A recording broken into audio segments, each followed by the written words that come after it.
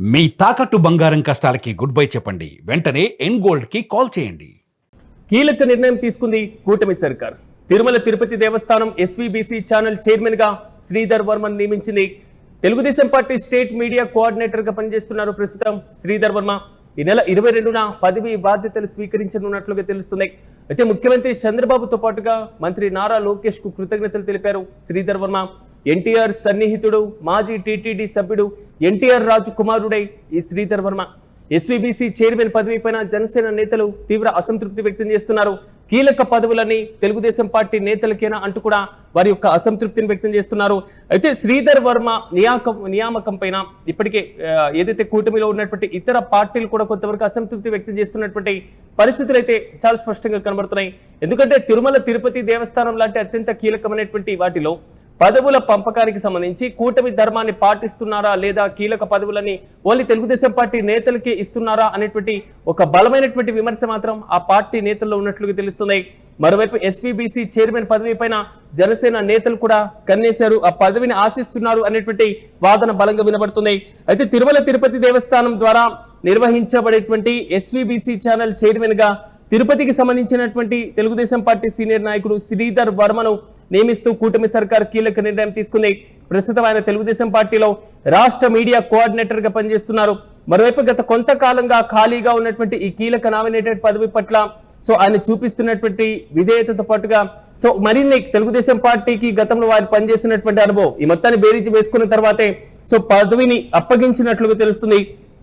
అయితే శ్రీధర్ వర్మ తండ్రి తిరుపతి ప్రాంతంలో ఎన్టీఆర్ రాజుగా అందరికీ సుపరిచితంగా ఉండడం, అఖిల భారత ఎన్టీఆర్ అభిమానుల సంఘం అధ్యక్షుడిగా ఉండడం, దివంగత ఎన్టీ రామారావుకు అత్యంత సన్నిహితుడిగా కూడా వ్యవహరించేటువంటి వారు. అయితే గతంలో ఎన్టీఆర్ రాజు టీటీడీ పాలక మండలి సభ్యులుగా కూడా వ్యవహరించినటువంటి తీరును కూడా మనం గమనించాలి. ఉమ్మడి చిత్తూరు జిల్లా ముఖ్య నాయకులతో పాటుగా మద్దతుదారులు వీరందరి సమక్షంలో ఈ నెల 22న శ్రీధర్ వర్మ అధికారికంగా బాధ్యతలు స్వీకరించేటువంటి అవకాశాలు అయితే చాలా స్పష్టంగా కనబడుతున్నాయి. ఈ ఆధ్యాత్మిక సేవ చేసేటువంటి అవకాశం కల్పించినందుకు ముఖ్యమంత్రి చంద్రబాబుతో పాటుగా విద్యాశాఖ మంత్రి నారా లోకేష్, అదేవిధంగా పార్టీ రాష్ట్ర అధ్యక్షుడు పల్లాకు ప్రత్యేకమైనటువంటి కృతజ్ఞతలు తెలియజేస్తున్నారు. అయితే ఇలాంటి సందర్భంలోనే ఎస్వీబీసీ ఛానల్ ద్వారా భక్తి మార్గాన్ని మరింత విస్తరించడం, అట్ ద సేమ్ టైం సాంకేతికంగాను కంటెంట్ పరంగాను అభివృద్ధి చేయడం, వీటిపైన ఎక్కువగా ఫోకస్ పెట్టనున్నట్లుగా ఆయన తెలుపుతున్నటువంటి వైనం. కానీ కూటమిలో ఈ రాజకీయ సమీకరణాలు మాత్రం శరవేగంగా మారడం మాత్రమే కాదు, కొంతవరకు అసంతృప్తికి కూడా దారి తీస్తున్న పరిస్థితులు మనం చూస్తున్నాం. కీలక నామినేటెడ్ పదవులన్నీ కూడా కేవలం తెలుగుదేశం పార్టీ నేతలకు వారికి సంబంధించినటువంటి వారికే కట్టబెడుతున్నారు అనేటువంటి రీతిలో కూడా విమర్శలు వ్యక్తమవుతున్నాయి. ఇదిలా ఉంటే ఆధిపత్యం కూటమిలో కూడా అధికారంలోకి వచ్చిన తర్వాత ప్రభుత్వ నామినేటెడ్ పదవుల పంపకంలో కూటమి ధర్మాన్ని ఎంతవరకు పాటిస్తున్నారు అనేటువంటి క్వశ్చన్ కూడా చాలా రైజ్ అవుతుంది. తిరుమల యొక్క శ్రీవారి యొక్క కైంకర్యాలు, నిత్య కైంకర్యాలు, పూజలు, వార్షిక బ్రహ్మోత్సవాలు ఈ మొత్తాన్ని కూడా ఆధ్యాత్మిక కార్యక్రమాలను ప్రపంచ వ్యాప్తంగా చూపించడంలో ఎస్వీబీసీ పాత్ర గురించి ప్రత్యేకంగా చెప్పుకోవాల్సినటువంటి అవసరం లేదు. తాజాగా శ్రీధర్ వర్మకు బాధ్యతలు అప్పగించినటువంటి అంశంపైన మరింత సమాచారం మా ప్రతినిధి కిరణ్ అడిగి తెలుసుకుందాం. కిరణ్, చెప్పండి, ఎస్వీబీసీ ఛానల్ కు శ్రీధర్ వర్మను నియమించడం కూటమిలో కొంతవరకు అసంతృప్తి వ్యక్తమైన శ్రీధర్ వర్మ ఎవరు అనేటువంటి క్వశ్చన్ ఇప్పుడు బలంగా వినబడుతుంది. రీసెంట్ అప్డేట్స్ ఏంటి? ఇక్కడ ప్రధానంగా టీటీడీకి సంబంధించిన అంశాలు కానీ ఎస్వీబీసీ ఛానల్ కి సంబంధించిన అంశాలలో టీడీపీ కూటమి నేతలకే అన్ని పదవులు టీడీపీలో ఉన్న వారికే దక్కుతున్నాయంటూ జనసేన నేతలు ఒకంత అసంతృప్తి వ్యక్తం చేస్తారు. ఎందుకంటే కీలక నామినేటెడ్ పదవులు ఎక్కువ శాతం టీడీపీకే చెందడం, మరోపక్క కూటమిలో భాగంగా ఉన్న అటు జనసేన ఇటు బీజేపీ నేతలకు దక్కలేదనే అసంతృప్తి స్పష్టంగా కనిపిస్తుంది. శ్రీధర్ వర్మ ఎన్టీఆర్ రాజు కుమారుడు, గతంలో ఆయన టీటీడీ బోర్డు మెంబర్ గా పనిచేశారు. ఎన్టీఆర్ కుటుంబానికి అభిమాని ఆయన. ఎన్టీఆర్ రాజు చనిపోయినప్పుడు కూడా ఎన్టీఆర్ కుటుంబ సభ్యులు ఆయన పాడే కూడా మోస్తారు. అయితే ఇక్కడ ప్రధానంగా కూటమిలో ఏవైతే ఈ నియామకాలు ఉన్నాయో, నామినేషన్ నియామకాలు ఒక రకమైన చిచ్చు రేపుతున్నాయి. కూటమి అధికారంలోకి రావడానికి ప్రధానంగా జనసేన అధినేత పవన్ కళ్యాణ్ కీలక పాత్ర పోషించారు. ఎందుకంటే కూటమి కట్టడానికే పవన్ ప్రధానమైన కారణం అంటూ గతంలో ప్రచారం జరిగింది. 3 పార్టీలు కలిసి పోటీ చేయడం, ఎన్నికల్లో ఘన విజయం సాధించడం కూడా తెలిసిన విషయం. అయితే ఇక్కడ ప్రధానంగా నామినేటెడ్ పదవుల అంశం, మరోపక్క కూటమిలో లుక్కలుకలు, క్షేత్రస్థాయిలో నేతల మధ్య సఖ్యత లేకపోవడం, ఈ అన్ని అంశాలు కూడా ఒకంత టీడీపీలో అసహనం రేపుతున్నాయి. ఎందుకంటే పవన్ కళ్యాణ్ పదే పదే కేబినెట్ సమావేశాలకు దూరం కావడం, మరోపక్క ఏదైతే అమరావతికి అభివృద్ధి పనులకు సంబంధించిన వాటికి దూరం కావడం, వీటిని అన్నిటినీ పరిగణలోకి తీసుకున్న టీడీపీ అధిష్టానం అది జాగ్రత్తగా అడుగులేస్తుంది. మరోపక్క ఎస్సీబీసీ చైర్మన్ గా శ్రీధర్ వర్మ నియమించారు. శ్రీధర్ వర్మ అటు ఎన్టీఆర్ రాజుగా పేరు పొందినారు వారి తండ్రి. అయితే ఇక్కడ ప్రధానంగా ఏదైతే టీడీపీకి సంబంధించిన నేతలు, టీడీపీ కార్యకర్తలు ఈ పదవి శ్రీధర్ వర్మకు రావడం హర్షం వ్యక్తం చేసిన, మరోపక్క ఆయన టీడీపీ మీడియా కోఆర్డినేటర్ గా పనిచేసిన నేపథ్యం, దీర్ఘకాలం టీడీపీలో ఉండడం, తిరుమల తిరుపతి దేవస్థానం టీటీడీకి సంబంధించినటువంటి ఏ పదవైనా చాలా ప్రతిష్టాత్మకంగా అందరు భావిస్తూ ఉంటారు. చైర్మన్ పదవైనా, లేదా ఎస్వీబీసీ ఛానల్ అయినా, లేదా టీటీడీ మెంబర్ అయినా. కానీ తాజా నియామకాలపైన కూటమిలో ఉన్న ఇతర పార్టీలను తెలుగుదేశం పార్టీ సంప్రదించలేదు అనుకోవాలా తాజా అసంతృప్తి కారణంగా?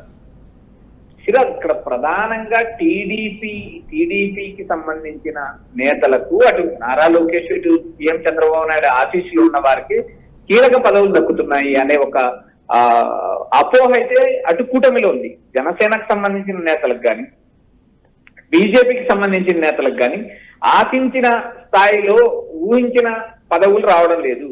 ఏదైతే నామినేటెడ్ కోటాలో రేషియో ప్రకారం బీజేపీకి కేవలం అది తక్కువ, జనసేనకు కొంత మేరకు, అటు ఎక్కువ శాతం టీడీపీకి సంబంధించిన కీలక నేతలకు, టీడీపీలో సుదీర్ఘకాలం పనిచేసిన నేతలకే పదవులు దక్కుతున్నాయి. అయితే ఇక్కడ కూటమిలో ఉన్న లుక్కలు మరోపక్క ఎస్వీబీసీ చైర్మన్ పదవి కావచ్చు, గతంలో ఉన్న రాష్ట్రంలో ఉన్న కీలకమైన నామినేటెడ్ పదవుల్లో ఎక్కువ శాతం ఏదైతే అధికార పార్టీ అనుకోవచ్చు, లేక అధికారంలో ఉన్నప్పటికీ అత్యంత బలంగా ఉన్న టీడీపీ నేతలకే దక్కుతాయి. ఎక్కువ అటు నామినేటెడ్ పోస్టులు కానీ, ఎమ్మెల్సీలు కానీ, రాజ్యసభ అంశాలు కానీ, వీటిని అన్నిటిలో కూడా ఒక రేషియో ప్రకారం పదవుల పంపకం జరుగుతుంది. అయితే ఇప్పుడు ప్రధానంగా రాబోయే స్థానిక ఎన్నికల్లో కూడా ఈ చర్చ జరుగుతుంది. 35%, 15% అంటూ బీజేపీ జనసేన కలిసి 50% సీట్లు అడుగుతుందనే ఒక చర్చ అయితే రాష్ట్రంలో విపరీతంగా జరుగుతుంది. మరోపక్క నామినేటెడ్ పదవుల అంశంగా సిబిసి చైర్మన్ పదవి విషయంలో కూడా జనసేన నేతలు